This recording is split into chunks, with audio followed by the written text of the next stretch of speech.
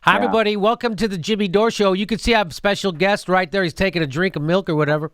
He's former out. What was your position with the Bernie Sanders campaign? Well, I was the National Political Outreach Coordinator. I worked as the deputy to the political director. Okay, so this is Nick Brana. You've seen him, friend of the show. He's starting a third party. It's called the DraftBernie Party. And so the way this works is everybody goes and donates to this third party, but your donation doesn't get charged unless Bernie says, yes, I'm going to come. So if we get enough people donating and saying, look, we're ready for you, Bernie, that's what we're trying to do to convince him it's time to leave the corporate Democrats and it's time to start a third party. Because, Nick, before I get to my first question, I just want to say, well, I want to get your opinion on this.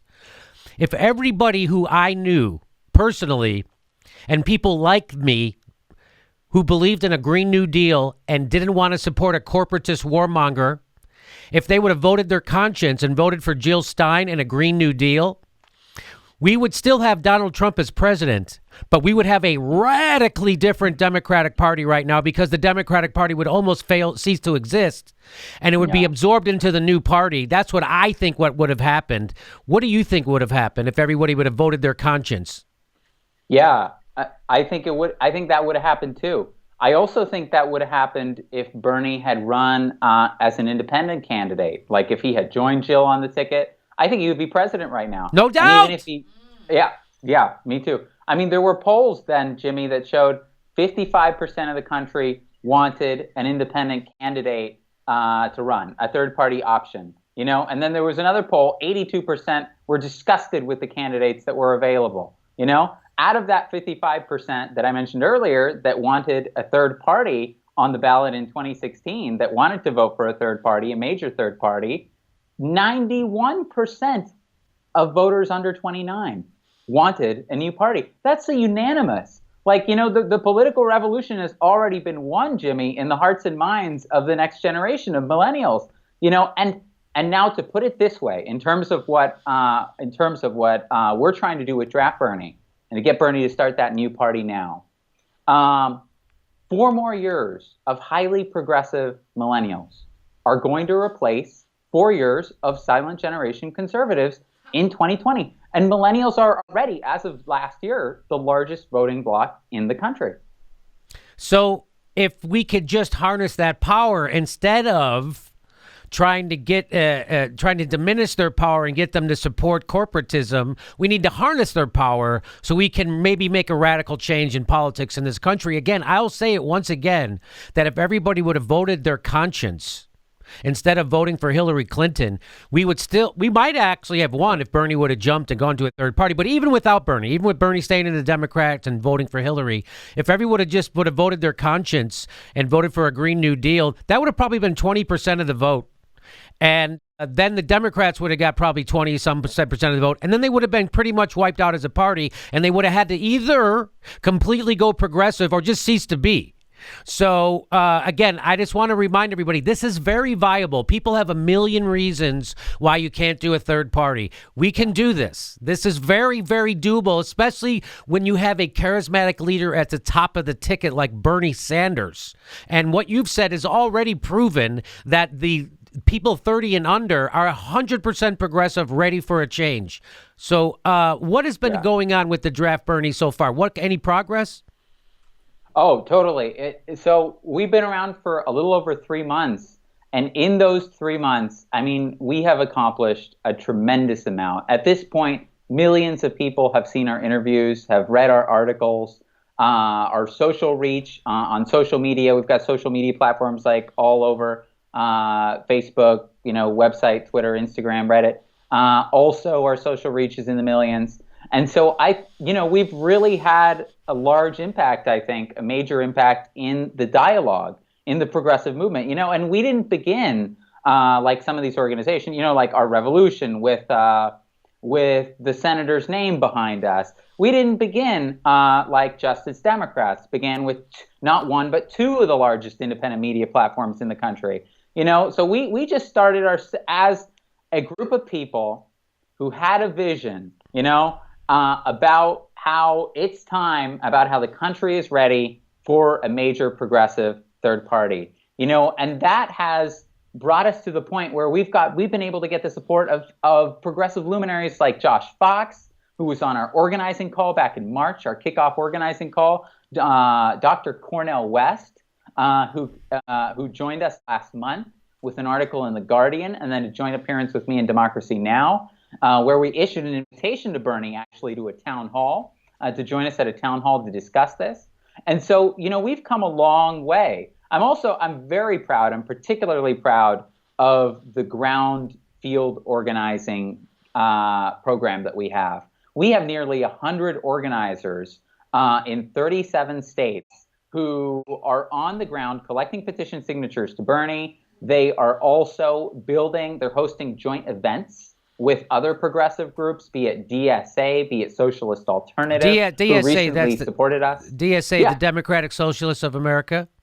Exactly. Okay. And we have thousands of volunteers across the country. And so it's just been an explosion of enthusiasm since we launched and since we last spoke, Jimmy. And when we did speak last time, I said time is on our side.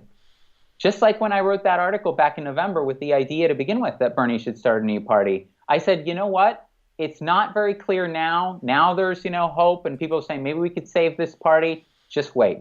Just wait a few months. And that's exactly what we've seen. Well, what we've seen since last time we talked is the Democrats elected a corporatist who is there to rebuff progressives as the DNC chair, Tom Perez. His job is to make sure progressives don't have power in the DNC and we keep being corporatists inside the Democratic Party. That is his job.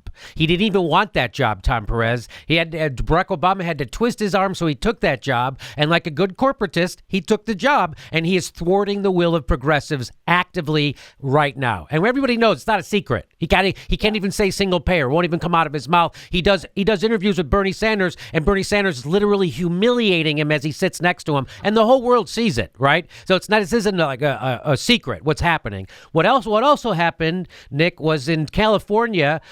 We had our election for the Democratic Party delegates, right? So there's way more progressives than there are corporatists in California in the Democratic Party. So we all turned out to vote in January, and we thought we took over the party because an overwhelming majority of progressives, we got elected as Democratic delegates. Turns out the Democratic Party inside California also has a rigged system, and they have super delegates. So what we thought we took over was not the party. It was 1/3 of the party. So there are still 2/3 of the party that are made up of super delegates. They crushed the will of the progressives in California. They literally just elected in California. The head of the California Democratic Party is a lobbyist for the pharmaceutical industry who was instrumental and took $100,000 just last election cycle to defeat Bernie Sanders' bill that was on the ballot here to get cheaper prescription drugs for Californians. That guy worked against Bernie Sanders and that bill. He is now the chairman of the California Democratic Party. And you tell me that party's not dead? And the man who came before him, Jimmy, was the one whose parting thanks to progressives was to tell the nurses, NNU nurses, to shut the fuck up and get out.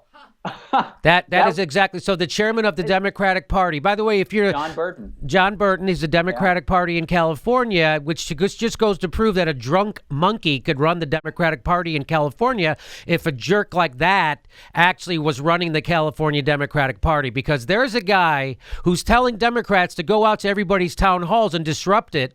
But when people, progressives and nurses who are fighting for single payer come to his meeting, he flips them off, literally tells them, shut the F up and get the hell out. After they just lost to Trump, he's telling the progressives to shut the F up and get the hell out of their party. Guess what? We are. That's what I said. That's exactly what I said. I said, for the first time, we're going to take your advice, Democratic establishment, and we are going to get the hell out. And when we form a new party, a progressive populist party, we'll leave you to fight over your anthill. That's what you'll be fighting over, basically. Because the people need to be aware of the fundamentals here. The country, issue by issue, is progressive. Issue by, you go money in politics, inequality, regulation on banking, single payer, down to living wage, free college, infrastructure, exactly. ending the wars. They're 100% progressive. And you add to that the fact that the majority of Americans want a major new party. They say they want 57%. Only 37% say they don't. 57% say they want a major new party. And so you put those things together, and then add to it a third thing, which I think is incredible as well, which is that despite, to set the scene for you, we have a very unpopular, authoritarian reality TV show president. That guy, everything he's doing, the daily attacks on working people, how unpopular he is, the fact that he stacked his cabinet with billionaires, all of this, that he isn't keeping any of his campaign promises. Well, guess what? You would think, traditional political theory would dictate the opposition party. People must be rushing to the opposition party, like tripping over each other to get into the opposition party, into the Democratic Party. Okay, that's one thing. One major force should be building the Democratic Party. Add to that now, Bernie Sanders, the most popular politician in the country, trying his best, making a monumental effort to bring people into the Democratic Party as well. A second major force that should be growing the Democratic Party.